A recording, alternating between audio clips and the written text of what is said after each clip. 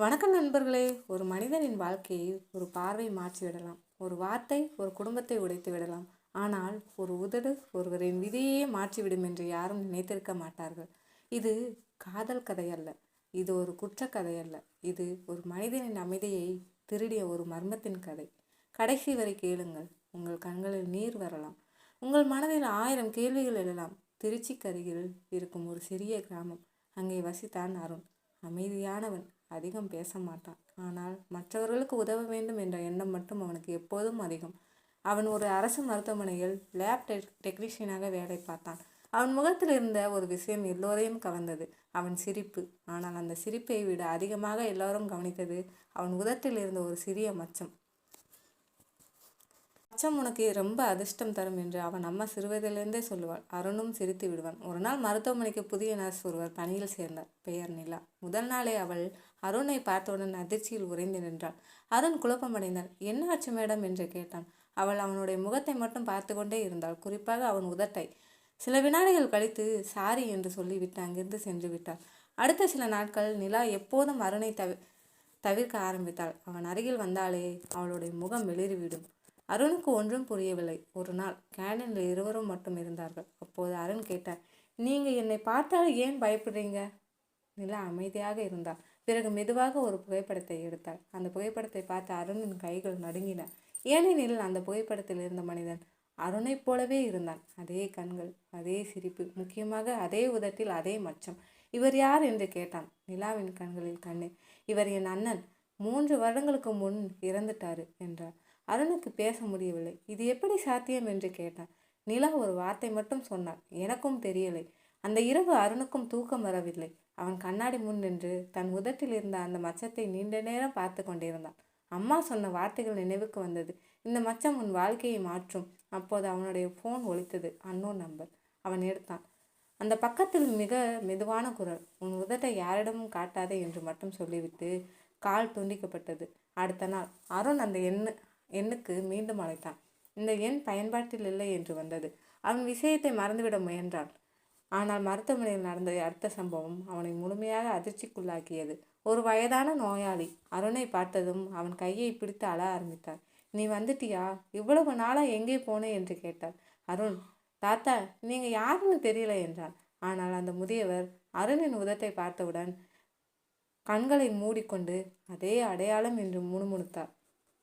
அந்த வார்த்தை அருணின் மனதை கலக்கியது. அதே அடையாளம் என்றால் என்ன?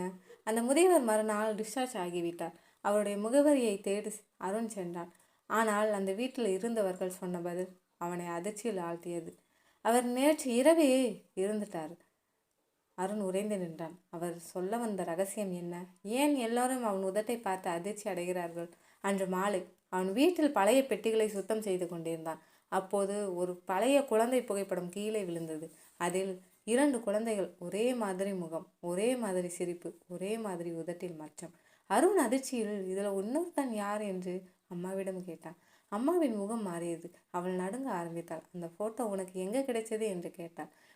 யார் இவர் என்று மீண்டும் கேட்டாள். அம்மா அழ ஆரம்பித்தாள். நான் இத்தனை வருடமா இந்த உண்மையை மறைக்க நினைச்சேன் என்றாள். அந்த நேரத்தில் வீட்டின் கதவை யாரோ பலமாக தட்டினார்கள். அருண் கதவை திறந்தான். வெளியே கருப்பு நிற கொடை பிடித்திருந்த ஒரு வயதான பெண். அவள் அருணின் முகத்தை பார்த்ததும் ஒரே ஒரு வார்த்தை சொன்னாள்.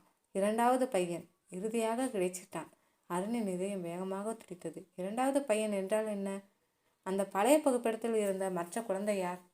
நிலாவின் அண்ணனுக்கும் அருணுக்கும் இந்த கேள்விக்கான பதில் அருணின் கடந்த காலத்தை மட்டுமல்ல, பல ஆண்டுகளாக மறைக்கப்பட்ட ஒரு குடும்ப ரகசியத்தையும் வெளிச்சத்துக்கு கொண்டு வரப்போகிறது. 2வது பையன் இறுதியாக கிடைச்சனர். அந்த வயதான பெண் சொன்ன அந்த ஒரு வரி அருணின் இதய துடிப்பை வேகப்படுத்தியது. யார் நீங்க என்று அவன் கேட்டான். அந்த பெண் நேரடியாக பதில் சொல்லவில்லை. அவள் அருணின் உதட்டை ஒரு கணம் பார்த்தாள். பிறகு மெதுவாக நேரம் வந்துடுச்சு என்றாள். அம்மா பதற்றமாக, அருண், அவங்க சொல்றதை கேட்காத என்று கத்தினார். அந்த குரலில் பயம் இருந்தது.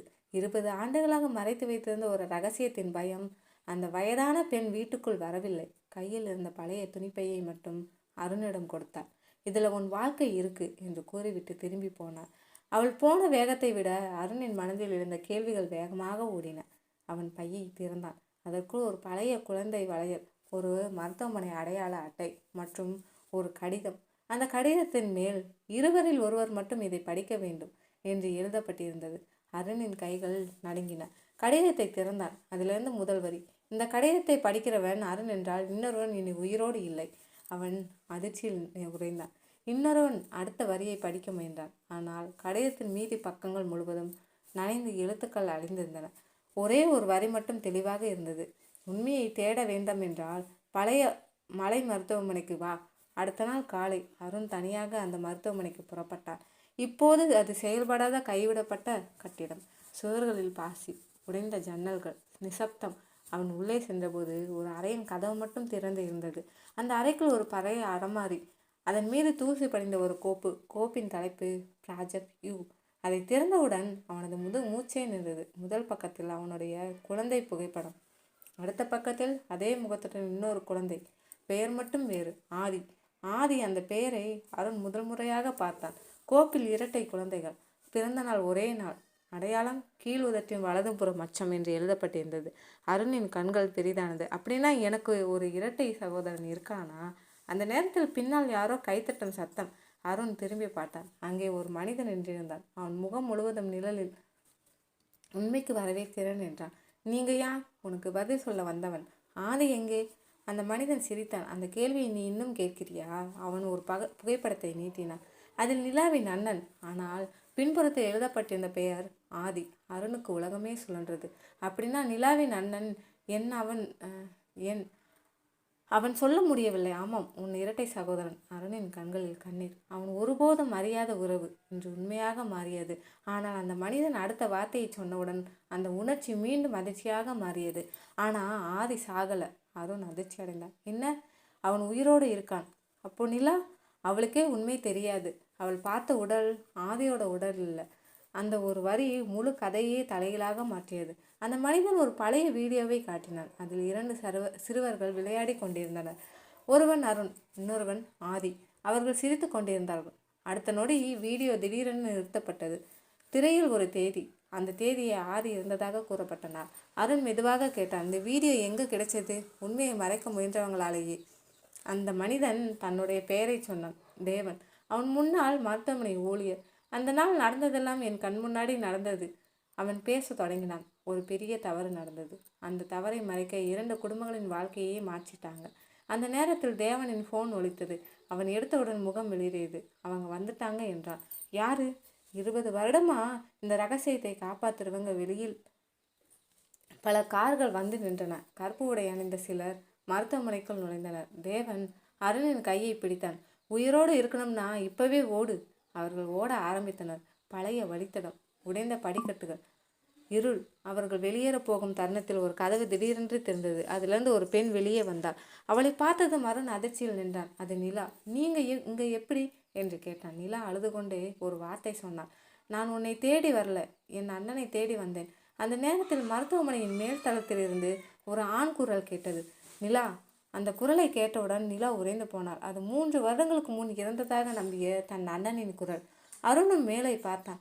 நிழலில் ஒரு மனித உருவம். அவன் மெதுவாக வெளிச்சத்திற்கு வந்தான். அவனுடைய முகம் அருணின் முகம் போலவே இருந்தது.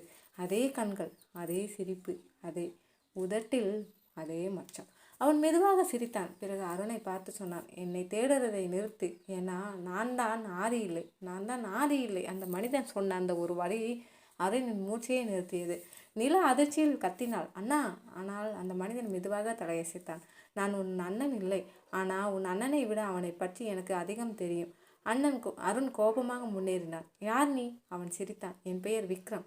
உங்களுடைய கடந்த காலத்தை உயிரோடு வைத்திருக்கிறவன். அவன் கையில் இருந்த பழைய சாவியை தரையில் போட்டான். இந்த சாவி திறக்கிற கதவுக்கு பின்னாடி உங்களோட எல்லா பதிலும் இருக்கு. அந்த கதவு மருத்துவமனையின் அடித்தளத்தில் இருந்தது. அங்கே யாரும் செல்லாத ஒரு அறை. தேவன் நடுங்கினான். அந்த ரூமை திறக்கக்கூடாது. அதனால தான் இத்தனை வருடமாக பூட்டி வைத்திருந்தாங்க. அருண் கதவை திறந்தான். அறைக்குள் தூசி படிந்த கோப்புகள், பழைய வீடியோ கேமராக்கள், சுவரில் நூற்றுக்கணக்கான குழந்தைகளின் புகைப்படங்கள். ஒவ்வொரு புகைப்படத்திலும் ஒரே மாதிரி, ஒரே அடையாளம், உதட்டில் மச்சம். நிலா மெதுவாக கேட்டாள், இது என்ன விக்ரம்? அமைதியாக சொன்னான், இது ஒரு குடும்பத்தின் வரலாறு இல்லை, ஒரு கிராமம் முழுக்க மறைக்கப்பட்ட உண்மை. அருண் ஒரு கோப்பை எடுத்தான். அதில் தன் பெயர், அடுத்த கோப்பில் ஆதி, 3வது கோப்பில் வேறு ஒரு பெயர் அரவிந்த். புகைப்படத்தை பார்த்தவுடன் அருண் அதிர்ச்சி அடைந்தான். அவனும் அவர்களைப் போலவே இருந்தான். இவனும் ஆமாம், உன்னை போலவே இருந்த இன்னொருவன். அருணுக்கு ஒன்றும் புரியவில்லை. இது எப்படி சாத்தியம்? விக்ரம் மெதுவாக ஒரு டைரியை எடுத்தான். இந்த டைரியை எழுதியவர் உண்மையான அப்பா. அருண் திடுக்கிட்டான். என்ன சொல்றீங்க? டைரியின் முதல் பக்கம், என் 2 மகன்களை காப்பாற்ற முடியவில்லை. அந்த வரியை படித்தவுடன் அருணின் கண்கள் கண்ணீர். ஆனால் அடுத்த வரி அவனின் உலகத்தையே தலையிலாக மாற்றியது. அருண் என் மகன் இல்லை. அருண் திடீரென்று டைரியை மூடினான். இல்லை, இது பொய். அம்மா நினைவுக்கு வந்தாள். அவள் வளர்த்த அன்பு, அவள் காட்டிய பாசம், அவையெல்லாம் பொய்யா? அப்போது டைரிக்குள் இருந்த ஒரு பழைய கடிதம் கீழே விழுந்தது. அதில் ஒரு பெண்ணின் புகைப்படம். அந்த முகத்தை பார்த்ததும் நிலா அதிர்ந்தாள். இது என் அம்மா. அருண் உறைந்து நின்றான். உன் அம்மாவா? விக்ரம் சிரிக்கவில்லை. அவன் மிகவும் அமைதியாக சொன்னான். ஆமாம், உங்களுக்குள் இருக்கும் உறவு நீங்கள் நினைக்கிற மாதிரி இல்லை. அந்த நேரத்தில் தேவன் கத்தினான். விக்ரம், நிறுத்து. அந்த உண்மையை இப்போ சொல்லாத. ஆனால் விக்ரம் அவனை பார்த்து சொன்னான். இனி மறைக்க முடியாது. அவன் மெதுவாக ஒரு DNA அறிக்கையை அருணிடம் கொடுத்தான். அதில் Arun no biological match, mother no match, father no match. அருணின் கைகள் நடுங்கின. அப்போ நான் யார்? அந்த கேள்விக்கு பதிலாக விக்ரம் ஒரு பழைய செய்தித்தாளை காட்டினான். 20 வருடங்களுக்கு முன் வெளியான செய்தி. மருத்துவமனையில் ஏற்பட்ட தீ விபத்து. 3 குழந்தைகள் காணாமல் போனதாக சந்தேகம். அருண் அதிர்ச்சியில் வாசித்தான். 3 குழந்தைகளா? ஆமாம், ஆனால் 2 குழந்தைகளை பற்றி தான் எல்லாருக்கும் தெரியும். 3வது குழந்தை யாருக்கும் தெரியாமல் வளர்க்கப்பட்டது. அருண் மெதுவாக திரும்பி பார்த்தான். அந்த 3வது குழந்தை? விக்ரம் சிரித்தான். நான். அறை முழுவதும் அமைதியாகி விட்டது. அதே நேரத்தில் நிலாவின் ஃபோன் ஒலித்தது. அறிமுகமில்லாத எண். அவள் எடுத்தாள். அந்த பக்கம் இருந்து ஒரே ஒரு வாக்கியம். ஆதி இப்பவும் உயிரோடு இருக்கான். ஆனால் நீங்கள் பார்க்கிறவன் யாரும் உண்மையான ஆதி இல்லை. கால் துண்டிக்கப்பட்டது. அனைவரும் ஒருவரை ஒருவர் பார்த்தனர். அருண் மெதுவாக கேட்டான். அப்போ உண்மையான ஆதி எங்கே? அந்த நேரத்தில் அறையின் மூலையில் இருந்த ஒரு பழைய டிவி தானாகவே ஒளிந்தது. திரையில் ஒரு முதியவர் தோன்றினார். அவர் நேராக கேமராவை பார்த்து பேசினார். இந்த வீடியோவை யார் பார்க்கிறார்களோ அவர்களுக்கு தான் உண்மையை சொல்கிறேன். ஆதி, அருண், விக்ரம், நீங்கள் 3 பேரும் ஒரே குடும்பம் இல்லை, ஆனால் ஒரே விதியோடு பிறந்தவங்க. அந்த வீடியோ திடீரென்று நின்றது. திரையில் ஒரு முகவரி மட்டும். அனந்தபுரம் பழைய மாளிகை. தேவன் நடுங்கினான். அங்கே போகக்கூடாது. அங்கே போனவங்க திரும்பி வந்ததே இல்லை. விக்ரம் அமைதியாக சொன்னான். உண்மையான ஆதி அங்கேதான் இருக்கான். அருண் நிலாவை பார்த்தான். நிலா கண்ணீருடன் தலையசைத்தார். இந்த தடவை ஒரு உண்மையை தெரிஞ்சுக்காம நான் திரும்ப மாட்டேன். அவர்கள் 3வரும் அந்த மர்மமான மாளிகையை நோக்கி புறப்பட்டார்கள். ஆனால் அவர்களுக்கு தெரியவில்லை, அவர்கள் தேடிக்கொண்டிருப்பது ஒரு மனிதனை அல்ல, 20 வருடங்களாக உயிருடன் மறைத்து வைக்கப்பட்ட ஒரு உண்மையை. கார் மாளிகை வாசலில் நின்றது. கதவு தானாக மெதுவாக திறந்தது. உள்ளே சுவரில் மாட்டப்பட்டிருந்த மிகப்பெரிய குடும்ப படத்தை பார்த்த அருண் அதிர்ச்சியில் பின்னால் தடுமாறினான். ஏனெனில் அந்த புகைப்படத்தில் அருண், ஆதி, விக்ரம் 3வரும் நின்றிருந்தார்கள். ஆனால் அவர்களுக்கு நடுவில் நின்றிருந்த 4வது மனிதன் அருணின் முகத்தோடு அப்படியே இருந்தான். அந்த புகைப்படத்தின் கீழே ஒரே ஒரு வரி எழுதப்பட்டிருந்தது. உண்மையானவன் இன்னும் பேசவில்லை. அந்த ஒரு வரியை பார்த்த அருண் சில நொடிகள் அசையாமல் நின்றான். நிலாவின் கண்களில் கண்ணீர். விக்ரம் மெதுவாக அந்த குடும்ப புகைப்படத்தின் பின்னால் இருந்த மரச்சட்டத்தை தள்ளினான். அதன் பின்னால் ஒரு சிறிய இரும்பு அறை. கதவு திறந்தவுடன் பல ஆண்டுகளாக யாரும் திறக்காத காற்று வெளியேறியது. அறையின் நடுவில் ஒரு பழைய மர நாற்காலி. அதன் அருகில் ஒரு டேப் ரெக்கார்டர். அதில் ஒரு சீட்டு. இந்த உண்மையை கேட்பவர்கள் ஒருவரை ஒருவர் வெறுக்கக்கூடாது. அருண் டேப்பை இயக்கினார். ஒரு முதியவர் குரல் கேட்டது. இந்த குரலை கேட்கிறீர்கள் என்றால் நான் உயிரோடு இருக்க மாட்டேன். முதலில் உங்களிடம் மன்னிப்பு கேட்கிறேன். அனைவரும் அமைதியாக நின்றனர்.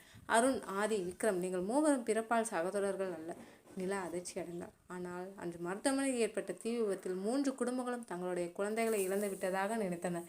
குழந்தைகளை காப்பாற்றிய ஒரு செவிலியர் அவர்களை யாரிடமும் ஒப்படைக்காமல் வேறு வேறு குடும்பங்களில் வளர்த்தார். ஏன் தெரியுமா? அந்த 3 குடும்பங்களும் ஒருவரை ஒருவர் வெறுத்து வாழ்ந்த குடும்பங்கள். அந்த பகை அடுத்த தலைமுறைக்கும் போகக்கூடாது என்பதற்காக. அருணின் கண்களில் கண்ணீர் வழிந்தது.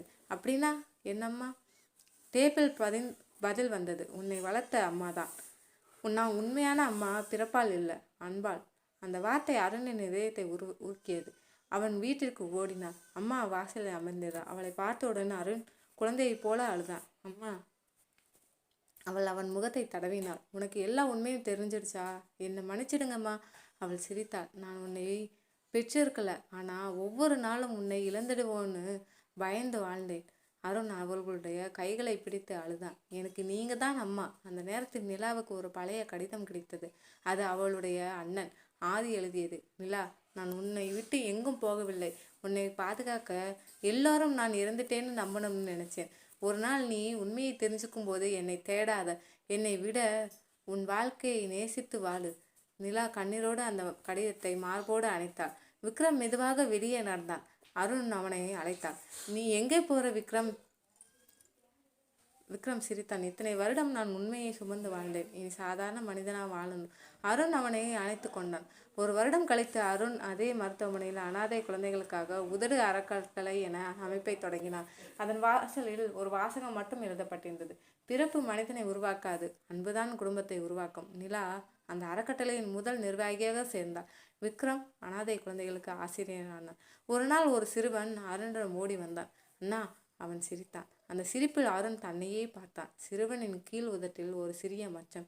அருண் ஒரு கணம் அமைதியாக பார்த்தான். பிறகு சிரித்துவிட்டு அந்த சிறுவனை தூக்கி கொண்டான். இந்த முறை இந்த மச்சம் ஒரு ரகசியத்துக்கான அடையாளம் இல்லை, ஒரு புதிய வாழ்க்கைக்கான அடையாளம். சில உண்மைகள் நம்மை உடைக்க வருவதில்லை, நம்மை சரியான மனிதர்களாக மாற்ற வருகிறது. உறவுகள் இரத்தத்தில் பிறப்பதில்லை, அன்பில் பிறக்கின்றன.